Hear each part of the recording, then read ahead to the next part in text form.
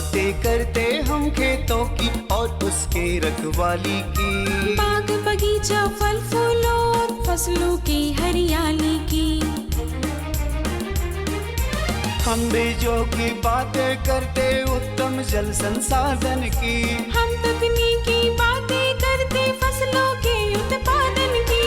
हर किसान का सपना सच हो जीवन सुखद बनाने को। गाँव-गाँव के हर आंगन का प्यारा सा ये दर्शन। कृषि दर्शन, कृषि दर्शन, कृषि दर्शन, कृषि दर्शन, कृषि दर्शन, कृषि दर्शन, कृषि दर्शन, कृषि दर्शन। खेतीबाड़ी की हर पहलू से रूबरू कराता हमारा खास कार्यक्रम कृषि दर्शन में सभी किसान भाई बहनों का स्वागत है। किसान भाइयों, एक बार फिर से आपके रूबरू हैं आपको जानकारी देने के लिए। आज हम बात करेंगे पशुओं के बारे में और साथ ही साथ मछली पालन के बारे में, लेकिन सबसे पहले देख लेते हैं कृषि समाचार। नमस्कार, कृषि समाचार में आपका स्वागत है। मैं हूं दिव्यांशु। आइए देखते हैं आज कृषि समाचार में क्या है खास। कोडरमा के किसान बागवानी खेती के लिए ले सकते हैं अनुदान की सुविधा। मछली बीज उत्पादकों के लिए होगा 3 दिवसीय कार्यशाला का आयोजन और सूर्यमुखी के बेहतर उत्पादन के लिए लगाएं उन्नत प्रभेद DRSF 108। अब समाचार विस्तार से।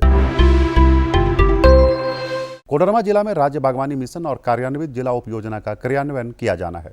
बागवानी खेती को बढ़ावा देने के लिए इस उपयोजना के अंतर्गत अनुदान पर कुल 36 प्रकार के अवयव उपलब्ध कराए जाएंगे। कोडरमा के किसान इस योजना से लाभ लेने के लिए जिला उद्यान कार्यालय कोडरमा में आवेदन दे सकते हैं। राज्य के मछली बीज उत्पादकों के लिए रांची में 3 दिवसीय कार्यशाला का आयोजन किया जाएगा।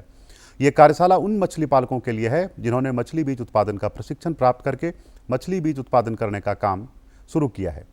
कार्यशाला का आयोजन मत्स्य किसान प्रशिक्षण केंद्र शालीमार धुरबा रांची में होगा। इसमें अलग अलग जिलों के लिए अलग अलग तिथियां निर्धारित होंगी। कार्यशाला 7 अक्टूबर से शुरू होगी। कार्यशाला में भाग लेने के लिए अपने जिला के जिला मत्स्य कार्यालय में आवेदन दे सकते हैं। किसान भाइयों, आलू के बेहतर उत्पादन के लिए दोमट मिट्टी वाले ऊपरी जमीन का चुनाव करें। आप आलू की आगात खेती भी कर सकते हैं और मध्य खेती भी, लेकिन बुआई के समय को ध्यान में रखकर ही आलू के प्रभेदों का चुनाव करें। किसान भाइयों की जैसे आलू का जो समय होता है वो अभी अगेती आलू का समय चल रहा है, वो 15 सितंबर से 15 अक्टूबर के बीच आप अगेती आलू की खेती कर सकते हैं। और अगर सही समय की बात की जाए तो 15 अक्टूबर से 15 नवंबर के बीच का जो समय होता है वो सही समय होता है आलू की खेती का। तो अगेती आलू जब भी आप लगा रहे हैं तो उसमें आप किस्मों पर ज़्यादा ध्यान देंगे कि अगेती किस्म का ही इस्तेमाल किया जाए। और सबसे पहले हम लोग जैसे अगर खेती का पहला जो गुड़ होता है उसको अगर ज़मीन की तैयारी की बात करें तो हम लोग वैसे ज़मीन को सेलेक्ट करते हैं, चयन करते हैं जहाँ की पानी का निकास अच्छे से हो, पानी ना लगता हो, नहीं तो कंद खराब हो जाएंगे, सड़ जाएंगे। तो इसलिए एकदम अच्छी निकासी वाले जो दोमट मिट्टी होती है उसके लिए वो आलू की खेती के लिए सबसे अच्छा माना जाता है। किसान भाई रबी तिलहनी फसल सूर्यमुखी की खेती के लिए 15 अक्टूबर तक बुआई का काम पूरा कर लें। सूर्यमुखी के बेहतर उत्पादन के लिए उन्नत प्रभेद DRSF 108 या SH44 लगाएं। सूर्यमुखी की बुआई में 8 से 10 किलोग्राम बीज प्रति हेक्टेयर की दर से लगाएं। बुआई में कतारों के बीच 60 सेंटीमीटर और पौधों के बीच 30 सेंटीमीटर की दूरी रखें। उन्नत प्रभेदों में गैर संकर प्रभेद DRSF 108 95 से 100 दिन में तैयार होता है और इसकी उत्पादन क्षमता 10 से 12 क्विंटल प्रति हेक्टेयर है, जबकि संकर प्रभेद SH44 की उत्पादन क्षमता 14 से 15 क्विंटल प्रति हेक्टेयर है। बर्मी टेट्राबेट उस कृषि उपकरण का नाम है जो केचुआ खाद बनाने के काम में आता है। यह प्लास्टिक की बनी चौकोर होजनुमा संरचना होती है जिसमें गोबर, मिट्टी, केचुआ सहित अन्य आवश्यक सामग्री डालकर बर्मी कंपोस्ट यानी केचुआ खाद बनाया जाता है। राज्य के किसान बर्मी कंपोस्ट उत्पादन के लिए बर्मी टेट्राबेट का इस्तेमाल कर सकते हैं। आज हम जानेंगे टमाटर फसल में रासायनिक दवा के बिना फल मक्खी कीटों के रोकथाम के उपाय के बारे में। टमाटर फसल में फल मक्खी लगने का खतरा रहता है। फल मक्खी उड़ने वाले कीट होते हैं जो टमाटर के फलों को नुकसान पहुंचाते हैं। इससे बचाव के लिए किसान टमाटर की बुआई कतारों में करें और टमाटर की हर 16 पंक्ति के बाद एक पंक्ति गेंदा फूल लगा दें। और अब एक नजर राज्य के 5 प्रमुख शहरों के मौसम के मिजाज पर। आज राज्य के 5 प्रमुख नगरों के अधिकतम और न्यूनतम तापमान कुछ इस प्रकार दर्ज किए गए। रांची का अधिकतम तापमान 30 डिग्री सेल्सियस और न्यूनतम 22 डिग्री सेल्सियस।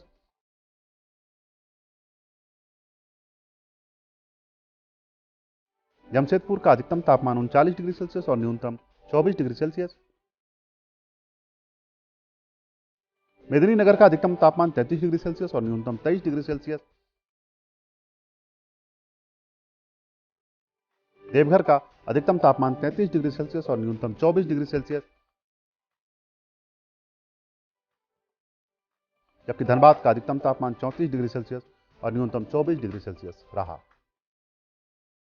कृषि समाचार में आज इतना ही। अगले दिन अगले अंक में फिर मुलाकात होगी कुछ ताजा तरीन खबरों के साथ। तब तक के लिए दीजिए इजाजत। नमस्कार, जोहार। कृषि समाचार में किसान भाइयों, आपने देखा मौसम का मिजाज, मंडी भाव और कृषि जगत में क्या कुछ नया हुआ है, उसके बारे में विस्तृत जानकारी ली। जानकारी हम देंगे, लेकिन उससे पहले छोटा सा विराम, कहीं मत जाइएगा, क्योंकि विराम में भी आपके लिए संदेश है। भारत सरकार का हर प्रयास किसानों को दे रहा है एक नई आस। देश के किसानों की खुशहाली और उन्हें आत्मनिर्भर बनाने के लिए भारत सरकार समर्पित है। प्रधानमंत्री श्री नरेंद्र मोदी जी के नेतृत्व में कृषि क्षेत्र में किए गए निरंतर प्रयासों के फलस्वरूप देश खाद्यान्न व बागवानी के क्षेत्र में आत्मनिर्भर हो चुका है और देश में दलहन का उत्पादन भी बढ़ा है। इसी तरह भारत सरकार ने खाद्य तेलों के उत्पादन को बढ़ाने के भी अनेक प्रयास किए हैं। इसी क्रम को आगे बढ़ाते हुए माननीय प्रधानमंत्री श्री नरेंद्र मोदी जी के नेतृत्व में भारत सरकार ने दूरदर्शी निर्णय लेते हुए राष्ट्रीय खाद्य तेल मिशन ऑयल पाम की शुरुआत की है। इस मिशन से देश भर के किसानों को बहुत लाभ मिलेगा। कृषि के पूंजी निवेश में वृद्धि होगी, खाद्य तेल आयात पर देश की निर्भरता कम होगी और रोजगार के नए अवसर पैदा होंगे। खाने के तेल में आत्मनिर्भरता के लिए अब राष्ट्रीय खाद्य तेल मिशन ऑयल पाम का संकल्प लिया गया है। इससे किसानों को तो सीधा लाभ होगा ही, गरीब और मध्यम वर्ग के परिवारों को सस्ता और अच्छी क्वालिटी का तेल भी मिलेगा। यही नहीं, ये मिशन बड़े स्तर पर रोजगार का निर्माण करेगा। इस मिशन के अंतर्गत ऑयल पाम का रकबा और पैदावार बढ़ाने पर जोर देने के लिए सरकार ने 11,000 करोड़ रुपए से अधिक की सहायता राशि निर्धारित की है। मिशन के तहत सरकार ने ऑयल पाम की खेती के लिए रोपण आदि की सहायता में बढ़ोतरी करते हुए पहले मिलने वाले 12,000 रुपए प्रति हेक्टेयर को बढ़ाकर 29,000 रुपए प्रति हेक्टेयर तक कर दिया है। ऑयल पाम के पुराने बागों के पुनरुद्धार के लिए 250 रुपए प्रति पौधा के हिसाब से विशेष सहायता दी जा रही है। पौधारोपण सामग्री की कमी दूर करने और बीजों की पैदावार करने वाले बागों को भी सहायता दी जाएगी। इसके तहत 15 हेक्टेयर ऑयल पाम उद्यान के लिए 80 लाख रुपए तक की सहायता राशि दी जाएगी। इसके अलावा नर्सरी विकास के लिए 40 लाख रुपए तक तय किए गए हैं। पूर्वोत्तर और अंडमान राज्यों के लिए विशेष सहायता का भी प्रावधान है। ऑयल पाम के किसान ताजे फलों के गुच्छे यानी FFB का उत्पादन करते हैं, जिनकी वर्तमान में कीमतें अंतर्राष्ट्रीय मूल्यों में उतार चढ़ाव के आधार पर तय होती हैं। पहली बार केंद्र सरकार ताजे फलों के गुच्छे की कीमत के लिए किसानों को आश्वासन दे रही है। ये व्यवहार्यता मूल्य यानी VP कहलाएगा, यानी किसानों को कोई घाटा नहीं होने दिया जाएगा। व्यवहार्यता मूल्य VP तय करने की शुरुआत 1 नवंबर से होगी और अगले वर्ष 31 अक्टूबर तक जारी रहेगी। इसे ऑयल पाम वर्ष कहा जाएगा। इस योजना के तहत वर्ष 2025-26 तक ऑयल पाम का रकबा 6.5 लाख हेक्टेयर सृजित करने और कच्चे ऑयल पाम की पैदावार वर्ष 2025-26 तक 11.20 लाख टन पहुंचाने का लक्ष्य निर्धारित किया गया है। सरकार के इस महत्वपूर्ण निर्णय से देश में ऑयल पाम की खेती करने वाले किसानों में विश्वास पैदा होगा और वे खेती का रकबा बढ़ाएंगे। इस तरह पाम ऑयल का उत्पादन भी बढ़ेगा, जिससे किसानों की आय बढ़ेगी और ग्रामीण अर्थव्यवस्था भी सुदृढ़ होगी।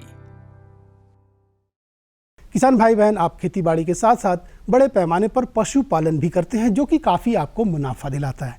ऐसे में पशुओं की देखभाल ज़रूरी है, उसमें होने वाले रोग, उसके उपचार के बारे में आपको जानकारी ज़रूरी है। तो चलिए अपने विशेषज्ञ के पास चलते हैं और सीधे ले लेते हैं ये जानकारी। पशुपालक भाइयों, जैसा कि हम जानते हैं कि हम जिन पशुओं को पालते हैं उनमें तरह तरह के विषाणु जनित रोग पनपने की संभावना होती है। यदि इसका ससमय इलाज न किया जाए तो ये पशुओं की मृत्यु तक का कारण बन जाते हैं। सामान्य तौर पर पशुओं में पाए जाने वाले कुछ विषाणु जनित रोग हैं anthrax, FMD, PPR, swine fever, Ranikhet आदि। एंथ्रेक्स रोग में प्रायः पशुओं के शरीर का तापमान बहुत बढ़ जाता है तथा उनके शरीर के मुलायम हिस्सों से खून आता है। यह खून जब जमीन पर गिरता है तो वहां से स्पोर बन के वातावरण में फैलता है। अतः पशुओं में ऐसे लक्षण दिखने पर फौरन पशु चिकित्सकों की राय लेनी चाहिए और उनका इलाज कराना चाहिए। किसान भाइयों, आप लोग ध्यान दीजिएगा, विषाणु जनित रोग में एंथ्रेक्स है, एचएस है, बीक्यू है, एफएमडी है, ये सब आपका विषाणु रोग है। ध्यान दीजिएगा कि एक जानवर को भी होता है तो आपको सभी जानवर का इसमें प्रभाव पड़ जाता है। एंथ्रेक्स को पहचानने पहले लक्षण जान लीजिए भाई, किसान भाइयों। लक्षण ये है कि वो उसका शरीर का तापमान बढ़ जाएगा एंथ्रेक्स बीमारी में, और शरीर का तापमान 105 से 107 के बीच में चला जाएगा, और उसका सॉफ्ट जगह, जिसको मुलायम जगह से उसका ब्लड आना शुरू हो जाएगा, जैसे पैखाना का रास्ता से, पेशाब का रास्ता से, आँख से, नाक से, कान से। ये जो सॉफ्ट जगह है यहाँ से आपका ब्लड फेंकना शुरू करेगा। वो ज़मीन पर गिरेगा तो अलकतरा की तरह वहाँ पर काला हो जाएगा, वहाँ से स्पोर बन के उड़ना शुरू हो जाएगा। और स्पोर बन के जब उड़ना शुरू हो जाएगा तो जैसे ही अगर किसी की आदमी का हाथ में अगर वो स्पोर पड़ जाता है या लग जाता है तो उसको भी एंथ्रेक्स रोग हो सकता है। अगर अच्छा से ट्रीटमेंट नहीं कराएंगे तो फिर उसे आपका पूरा शरीर में फैल जाएगा और कुछ दिन के बाद आपका मृत्यु भी हो जाएगा। ध्यान देना है। दूसरा चीज़ ये भी आपको ध्यान देना है कि जब उस तरह का बीमारी होता है तो फैलने वाला होता है, तो आपको वहाँ पर भी ध्यान देना है कि जो उसके संपर्क में जो जानवर है उस जानवर से बिल्कुल उसको अलग कर लेना है, और जिस जगह पे है वहाँ पर सैनिटाइजेशन वगैरह भी कर लेना है, तभी आपका वो ठीक रहेगा, नहीं तो फिर आपका और भी जानवर पर वहाँ पर फैल सकता है। इसी तरह से गाय, भैंस, भेड़, बकरी तथा सूकर आदि में एफएमडी रोग की संभावना होती है। इस रोग से ग्रसित पशुओं के मुख से लार निकलता है तथा पैरों में घाव हो जाते हैं। ये काफी गंभीर बीमारी होती है, अतः इससे बचाव के लिए पशुओं का ससमय टीकाकरण कराना लाभदायक होता है। यदि पशुओं में ऐसे लक्षण पाए जाते हैं तो शीघ्र ही उनके लिए इलाज की व्यवस्था करनी चाहिए। दूसरा बीमारी हो गया एफएमडी। एफएमडी में क्या होगा, एक जानवर को भी हो गया तो वो दूसरे जानवर को भी हो जाएगा, और वहाँ पे जो जानवर को हो गया वो जानवर बहुत नुकसान आपको देगा।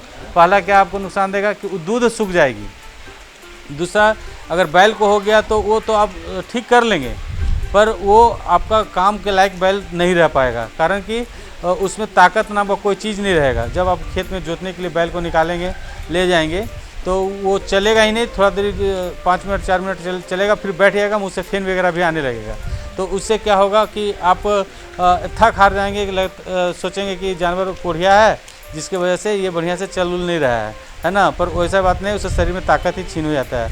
तो अगर इसको ना फैले हमारे क्षेत्र में तो आप समय से पहले इसको टीका लगवा लीजिए ताकि वो बीमारी आपके क्षेत्र में ना आवे। पशुपालक भाइयों, यदि आपकी बकरी के शरीर का तापमान बढ़ जाता है, उसे पतला दस्त होने लगता है, उनके मुंह में घाव नजर आने लगता है और वो सुस्त रहने लगती है, तो वो पीपीआर बीमारी से ग्रसित है।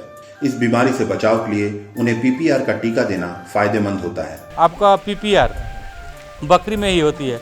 इसमें पहचानने का लक्षण क्या है कि उसका तापमान सामान्य से 2-3 डिग्री ज़्यादा रहता है, और उसके बाद वो पतला पैखाना करने लगती है ना, मुंह में घाव हो जाता है और चलना फिरना भी कम कर देता है, और कोई कुछ भी खाना वाना भी नहीं खाती है। तो आपको इस चीज़ को ध्यान देना है कि जहाँ इस तरह का लक्षण दिखे तो फर्स्ट है उसको पहले झुंड से हटा देना, नहीं तो जितना भी उस घर में आप रखे हैं बकरी उस सब में पकड़ लेगा, जिधर चरने जाएगा उधर सबको फैलाते चला जाएगा। इससे होगा कि पूरा गांव से गांव, दूसरे गांव, तीसरे गांव, इस तरह से फैलते चला जाएगा। जहां उसको ले जाकर बेचेंगे तो उससे भी उस गांव में पूरा फैल जाएगा। सूकरों में ऐसी ही पाए जाने वाली एक गंभीर बीमारी है स्वाइन फीवर। इससे ग्रसित सूकरों के शरीर फूल जाते हैं, उनके मुंह सूज जाते हैं तथा वे सूखने लगते हैं। ये बीमारी अन्य पशुओं को भी बड़ी तेजी से अपनी चपेट में लेती है, अतः इससे बचाव के लिए सूकरों का समय पर टीकाकरण कराना अति आवश्यक होता है। इस बीमारी के उपचार में पैरासीटामोल, एंटीबायोटिक तथा कीड़े की दवा का इस्तेमाल किया जाता है। उसके बाद स्वाइन फीवर हो गया। स्वाइन फीवर में क्या है कि केवल सुअर में ही बीमारी होता है। सुअर में क्या होगा कि कुछ दिन तक बार्म उसके पेट में, जैसे 6 महीना के अंदर में हम लोग कोई भी कीड़ा का दवाई नहीं देते हैं, 2 साल 3 साल पर देते हैं, तो उसमें क्या होगा, उसका पेट में ना एक बार्म का थैला बन जाता है। वो थैला से एक बीमारी उत्पन्न हो जाती है, स्वाइन फीवर। वो स्वाइन फीवर क्या करता है कि आपको पूरा स्वाइन फीवर क्या होता है कि उसका शरीर में फैल जाने से क्या होगा, उसका शरीर के ऊपर में पीती टाइप का फूल जाएगा और उसका शरीर का तापमान भी बढ़ जाएगा, मुंह भी फूल जाएगा, कोई का सूख जाएगा, कोई का फूल जाएगा, और वो मरना शुरू हो जाएगा। अगर एक को हुआ तो एक नया बीमारी उससे उत्पन्न हो जाती है, स्वाइन फीवर, वो पूरे शरीर में सबका होना शुरू हो जाता है। इसी से आपको ध्यान देना है कि स्वाइन फीवर का भी टीकाकरण बरसात स्टार्ट होने से पहले करा लें। भाइयों, इसका उपचार करने के लिए भी है, जिससे हाई टेम्परेचर हो जाता है तो उस समय आप इसको पैरासीटामोल दे करके कम कर सकते हैं, सेफ्ट्रियाजोन दे करके कम कर सकते हैं। उसके बाद आपको जैसे ही खाना स्टार्ट कर देगी तो आपको 1 सप्ताह के अंदर में उसका कीड़ा का दवाई दे करके उसको ठीक कर देंगे। इसी तरह से मुर्गियों में भी रानीखेत जैसे विषाणु जनित रोग का प्रकोप होता है। इस रोग का फैलाव भी बहुत तेजी से होता है और ये रोग मुर्गियों को सुस्त कर देता है और उनकी जान तक ले लेता है। इससे बचाव के लिए मुर्गियों को रानीखेत नामक टीका लगाना बेहतर होता है। उसके बाद आप देखिएगा एक मुर्गी जो झुकने लगती है उसको रानीखेत बीमारी बोलते हैं, है ना। वो भी आपको बरसात के समय ज़्यादा फैलती है, तो उसमें आप ध्यान दीजिएगा कि अगर 2 तरह का वैक्सीन उसमें आता है, एक रानीखेत 1, एक रानीखेत 2। तो रानीखेत 1 उसको देते हैं जो मुर्गी घर के अंदर में रखते हैं, जो उजला मुर्गी होती है, जिसको पोल्ट्री मुर्गी बोलते हैं, और जो बैकयार्ड मुर्गी बोलते हैं, जो घर के बाहर चरती उड़ती है, उसको बैकयार्ड मुर्गी बोलते हैं। तो उस मुर्गी को हम लोग R2 देते हैं। R1 हम लोग आँख और नाक में देते हैं, R2 हम लोग जांघ में देते हैं। देहाती मुर्गी को हम लोग जांघ में उसका टीकाकरण करते हैं 0.5 ml, और इस तरह से उसको हम लोग बचा सकते हैं। लक्षण क्या है पहचानने का लक्षण ये है कि पतला पैखाना करेगी, चूना जैसा करेगी या तो हरा जैसा करेगी। तो आप समझ जाइए कि उसको और झुकने लगेगी, और जब निनास लेने का प्रतिक्रिया करेगी तो पंख की तरफ वो अपना मुड़ी घुमा लेती है। घुमाने के बाद वो कुछ देर के बाद वो मर जाती है। अगर एक को हुआ तो वो पूरे घर को फैला देगा, एक घर से दूसरे घर से गाँव, और दूसरे गाँव तीसरे गाँव, इस तरह से फैलते फैलते पूरा फैल जाता है और सभी मुर्गियाँ पराया मर जाती हैं। उसमें से 5% ही बचते हैं या 3% बचते हैं जिसका मोटिलिटी नहीं हो पाता है, बाकी बात सबका मोटिलिटी हो जाता है। पशुपालक भाई यदि अपने पशुओं में होने वाले विषाणु जनित रोग के प्रति सचेत रहें तो वे अपने पशुओं के स्वास्थ्य की रक्षा कर सकते हैं और उनसे अच्छा लाभ कमा सकते हैं। किसान भाई बहन, आप बड़े पैमाने पर मछली पालन भी कर रहे हैं जो काफ़ी आपको मुनाफा दिलाता है। वैसे किसान भाई बहन जो सोच रहे हैं कि मछली पालन की शुरुआत कैसे करें, तो चलिए मछली पालन कैसे की जाए, उसके तालाब की तैयारी कैसे की जाए, सरकार की तरफ से कौन कौन सी सुविधाएं दी जा रही है, सब जानकारी लेकर हमारे विशेषज्ञ हमारे साथ हैं। सीधा उन्हीं के पास चलते हैं और ले लेते हैं ये जानकारी। मछली पालकों के मन में हमेशा ये सवाल उठता रहता है कि वे ऐसा क्या करें जिससे उनकी मछलियों की बढ़वार अच्छी हो। मछलियों की सही बढ़वार के लिए उनके तालाब और भोजन पर विशेष ध्यान देने की आवश्यकता होती है। मछली पालक यदि पुराने तालाब में मछलियां पालते हैं तो वे वर्ष में एक बार तालाब को सुखाकर उसमें महुआ खल्ली, ब्लीचिंग पाउडर, पोटैश आदि का इस्तेमाल अवश्य करें। इसके अलावा 1 एकड़ के तालाब में 1000 किलो चूने तथा 2 से 3000 किलो गोबर का इस्तेमाल कर उसकी जुताई कर लें। इससे मछलियों को बढ़वार में काफी मदद मिलती है। सबसे पहले आपको तालाब का तैयारी करने के लिए साल में एक बार आप उस तालाब को जरूर सुखाएं। उसमें कुछ विषाक्त चीज़ डालें, जैसे महुआ का खल्ली हो गया, ब्लीचिंग पाउडर हो गया, पोटास हो गया, ये सब डाल करके एक बार कम पानी, तालाब का पानी कम कर करके, जैसे 1 फीट 1.5 फीट के आसपास रहे तो उस समय डाल देंगे। तो उसमें जितना भी फालतू मछली होता है या मेढक या सांप वगैरह सब मर जाता है।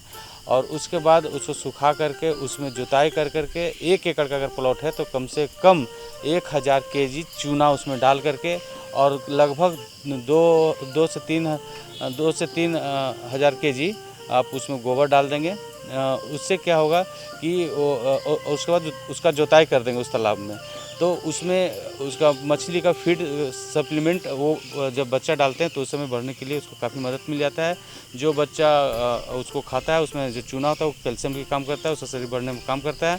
उसके बाद उस तालाब में जो 15 दिन के बाद, जो 15 से 1 महीना जैसे हो जाए तो वो पानी उसमें जब इकट्ठा हो जाए, बरसात का पानी वगैरह या कहीं से पानी आप उसमें स्टोर करते हैं, तो वो पानी जब इकट्ठा हो जाती है तो 15 से 20 दिन के बाद ही उसमें मछली डालेंगे तो मछली का ग्रोथ वगैरह बढ़िया होगा।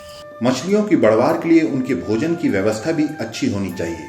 इसके लिए 5 से 10 दिनों के अंतराल में 5 किलो आटा, कैल्शियम, बादाम की खल्ली तथा सरसों की खल्ली का गोला बनाकर उसका इस्तेमाल करना चाहिए। कुछ लोग यहाँ किसान ऐसे करते हैं, मोर देन 90% किसान यहाँ ऐसे हैं जो कभी उस पर खर्च नहीं करते हैं। मछली का बीज लाए और डाल दिए, है ना, और सोचते हैं मारने जाते हैं 5 महीना 6 महीने के बाद तो सोचते हैं कि हमारा 1 किलो का निकले। तो उस कंडीशन में वो 100 ग्राम का भी नहीं निकल पाता है, कारण कि उसका कोई फीड सप्लीमेंट वगैरह नहीं डालते हैं, ना तालाब का सफाई वगैरह पर भी ध्यान नहीं देते हैं, जिसके वजह से वहाँ प्रॉब्लम आ जाता है कि उसमें कोई खाना वगैरह देते ही नहीं, केवल डाल के छोड़ देते हैं, तो उससे मछली बढ़ती नहीं है, ग्रोथ भी नहीं होता है। और अगर ये सब करके डालेंगे और उसको 10 दिन पे 5 दिन पे 5 किलो आटा, और उसमें कैल्शियम, और उसमें बादाम की खल्ली, फिर कभी ठंडा के दिन है तो गर्मी के दिन है तो सरसों की खल्ली आप उसमें सान करके एक लोया बना करके, जो आजकल प्याज आलू का जो बोरा आता है जिसमें छिद्र छिद्र बना रहता है, उसमें बांध करके टाइट करके उसको एक निश्चित जगह पर आप ऑलवेज छोड़ेंगे तो मछली आकर के वहाँ पर अपना भोजन कर लेती है। नहीं तो फिर दिक्कत क्या होता है कि वो जहाँ तहाँ छोड़ेंगे तो मछली डर से नहीं आती वहाँ पर खाने के लिए, कि पता नहीं हमको पकड़ने के लिए ऐसा कर रहा है क्या, अपना जाल फैलाए हुए क्या, तो इस तरह से वो नहीं आती। अगर एक निश्चित जगह पर आप टाइम टू टाइम अगर डालेंगे तो वहाँ से उसका ग्रोथ बढ़िया होता है। इन सब के अलावा तालाब में बतख पालने से तालाब का पानी साफ हो जाता है। बतख की वजह से पानी में हलचल होती है, जिससे पानी में ऑक्सीजन की मात्रा बढ़ती है और ये मछलियों की बढ़वार में मददगार साबित होता है। साथ साथ उसके ऊपर हम कुछ पानी जम जाता है, जिससे उसमें एक लेयर बन जाता है मवाड़ का, जिसको तालाब में हम लोग बत्तख कुछ छोड़ देते हैं 100, 150, 50 के पीस के आसपास, तो उससे क्या होता है पानी पर रनिंग करता है। जब पानी में रनिंग करता है तो सब पानी भी साफ़ हो जाता है। उसके बाद वो पानी में जितना भी पानी साफ़ हो जाता है और मछली का बढ़ने का प्रतिक्रिया बहुत तेज़ से उसमें हो जाता है, और क्योंकि उसमें ऑक्सीजन की मात्रा सफिशिएंट हो जाता है, नहीं तो वो मवाड़ बन जाता है, जिससे कि मछली जो निनास लेती है वो उसके अंदर में जितना जो पानी से वो निनास लेती है उस पानी में उतना ऑक्सीजन की मात्रा को प्रवेश नहीं करने देता है, जिसकी वजह से वो नहीं ले पाती है और बढ़ती नहीं और मरना शुरू हो जाती है। तो यहाँ झारखंड में हम लोग ये देखते हैं कि करीबन 15 मिनट करीबन 1 साल में आपको रेहू, कतला, मृगल 1 किलो के आसपास 950 से 1 किलो 1.25 किलो के आसपास बढ़ जाती है ना। तो इस तरह से मैनेजमेंट करेंगे तो बहुत अच्छा होगा यहाँ का। मछली पालन के लिए जब मछली पालक नए तालाब का इस्तेमाल करते हैं तो उन्हें उसमें विशेष ध्यान देने की आवश्यकता होती है। इसकी तैयारी में गोबर और चूने के इस्तेमाल पर विशेष ध्यान देना होता है। हर 1.5 से 2 महीने में तालाब में गोबर डालने की आवश्यकता होती है। इससे मछलियों के फीड सप्लीमेंट की कमी दूर होती है और उसकी बढ़वार अच्छी होती है। नए तालाब के लिए सिर्फ 3 प्रकार का ही मछली पालेंगे, क्योंकि नए तालाब में बहुत सारा उसको फीड कंपोनेंट उसमें पहले से मौजूद नहीं रहता है, उसको हम लोग नया दे के बनाते हैं। जैसे गोबर हो गया, चूना हो गया, ये सब हम लोग दे करके ही पहले तैयार करते हैं तालाब को, और उसको हम लोग हर एक 1.5 महीना 2 महीना पर हम लोग उसमें गोबर डालते रहते हैं और उसका फीड सप्लीमेंट बना करके हम लोग डालते हैं। जो आपको हम बताया कि ठंडा के दिन में सरसों का खल्ली होना चाहिए, आटा होना चाहिए, उसमें मिला देते हैं, और कैल्शियम होना चाहिए। कभी कभी ऑक्सीजन के लिए एक लिक्विड आता है, तालाब में ऑक्सीजन भी छोड़ना चाहिए, जिसकी वजह से उसमें ऑक्सीजन की मात्रा बढ़ जाएगा और मछली जो उस माहौल में रहेगा उसका बॉडी ग्रोथ भी अच्छा करने लगता है। तो शुरू में नया वाला जो भी तालाब होता है उसमें पहले से ही तैयार करके डालने से फ़ायदा रहेगा, और नहीं तो फिर वो ग्रोथ वहाँ नहीं लेगा, क्योंकि उसको खाने का कोई पहले से फीडिंग व्यवस्था नहीं रहता है। यदि मछली पालक मछलियों के लिए चारे दाने की संपूर्ण व्यवस्था नहीं कर पा रहे हैं तो वे तालाब में बांस का सहारा लेकर लाइट की व्यवस्था करें। इससे आसपास के कीड़े मकोड़े लाइट पर आकर्षित होंगे और वे वहीं गिरकर मर जाएंगे। इन्हें ग्रहण कर मछलियां अपने आहार की पूर्ति कर सकती हैं, जिससे उनकी अच्छी बढ़वार होगी। आप यहाँ पर का जो मौसम है अप्रैल से मई तक में आप नया जो तालाब बना रहे हैं उसका बना लीजिए। और देखिए, आपके पास अगर फीड खिलाने की समस्या है तो एक और उपाय हम आपको बताते हैं कि आप जो तालाब है उसका आपके पास 4 खंभा रख लीजिए बांस का, करीबन 8 से 10 फीट का, और 4 फीट पानी में गड़ा होना चाहिए, 4 फीट ऊंचा रहना चाहिए। उससे क्या होगा कि रात में आप 7 बजे के 6 से 7 के बीच में आप उसको लाइट जला दीजिए उस खंभा से, है ना। जितना भी आस पड़ोस का जो धान का खेती है या सब्जी का खेती है वहाँ से कीड़ा मकोड़ा लाइट देख करके उस लाइट के प्रति आकर्षित होकर वहाँ पर जाएगी और सब आपका तालाब में गिर जाएगी, और गिरने के बाद वो वहाँ पर मर जाएगा या वहाँ पर रहेगा तो मछली उसको खा करके अपना शरीर को बढ़ा लेता है। तो आपको ये ध्यान देना है कि अगर ऐसा हो तो ठीक है, न तो इस पार एक पोल गाड़ेंगे, उस पार एक पोल गाड़ेंगे और उसके बीच में लाइट खूब बढ़ा देंगे, बॉल बहुत सारा लगा देंगे। तो उससे क्या होगा कि जैसे 6 से 7 बजे आप ऑन कर दीजिए, जितना कीड़ा मकोड़ा है सब उड़ करके उस तालाब में आकर गिरेगा और मछली का भोज पदार्थ बहुत अच्छा हो जाएगा। तो वो नया तालाब के लिए भी सूटेबल है और पुराने तालाब के लिए भी सूटेबल है, और आपको ज़्यादा उसमें फीड वगैरह देने की आवश्यकता मछली के लिए नहीं पड़ेगा। यदि मछली उत्पादन कर उससे अच्छा लाभ कमाना है तो मछली उत्पादकों को मछलियों के तालाब से लेकर उनके भोजन तक की उचित व्यवस्था करनी होगी। मछली पालक यदि वैज्ञानिकों की सलाह का ध्यान रखें तो निश्चित तौर पर वे अपने तालाब से मछलियों का अच्छा उत्पादन ले सकते हैं और अपनी आमदनी बढ़ा सकते हैं। तो देखा किसान भाई बहन कि आप कितने कम जगह में भी मछली पालन की शुरुआत कर सकते हैं और मुनाफा तो आप देख ही रहे हैं। फिलहाल आज के लिए इतना ही, दीजिए इजाज़त, लेकिन जाने से पहले आप हमारा पता ज़रूर लिख डालिए। हमारा पता है कार्यक्रम कृषि दर्शन, कृषि प्रकोष्ठ द्वारा केंद्र निदेशक, दूरदर्शन केंद्र, रातू रोड, रांची, पिन संख्या 834001। तो हमें रहेगा बेसब्री से आपके खतों का इंतज़ार। तब तक के लिए दीजिए इजाज़त। नमस्कार।